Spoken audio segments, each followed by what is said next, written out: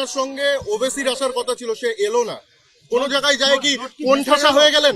কোনো কোণঠাসার প্রশ্নই নাই, কারণ আমরা প্রায় 193টা প্রার্থী দিয়েছি, তার মধ্যে 14 জন প্রার্থী ছিল ওয়াইসি সাহেবের। ওনারা নিজে থেকে তৃণমূলের এই চক্রে পড়েছে।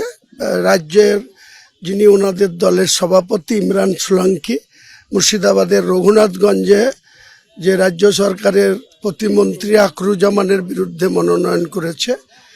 এ আমার কাছে কংক্রিট খবর আছে, সাহেবকে ভুল বুঝিয়েছে, আর এরা এখানে তৃণমূলের সঙ্গে একটা অর্থনৈতিক ডিল করে কালকে এই ব্লান্ডার। রাউন্ড 1 বঙ্গ ইলেকশন টিএমসি জিতলো।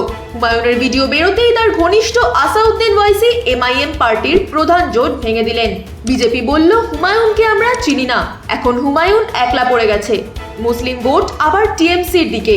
এক বলে মমতা বিজেপি ও হুমায়ুনকে আউট করে দিলেন, ছিল বাউন্সার। বিজেপি এখন বুঝতে পারছে হুমায়ুন কাঁচা খেলোয়াড়, বেফাস কথা বলে, বুদ্ধি নিয়ে চলে না। মুসলিম ভোট যা টিএমসির বিরুদ্ধে ছিল, তা টিএমসির দিকে যাওয়া মানে বিজেপির হার নিশ্চিত। हुमायूं कबीर और Bharatiya Janata Party south pole north pole है, कभी हमारा मेल नहीं खा सकता।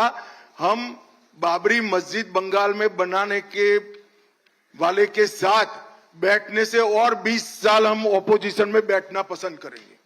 হুমায়ুন জোর গলায় অস্বীকার করছে না যে ভিডিওটা তা নয়, শুধু বলছে যে কোর্টে প্রমাণ হবে, কিন্তু ততদিনে ইলেকশন পেরিয়ে যাবে, আর ভিডিওতে সত্যতা না থাকলে এমআইএম জোট ভাঙলো। এসব প্রশ্নের জবাব আপনাকে চৌঠা মে দেবো। में मेरा पास वोट डालने के लिए आम आदमी को पास मैं अपील करने आया, और फेक है, इनको जवाब मैं हाई कोर्ट से देंगी।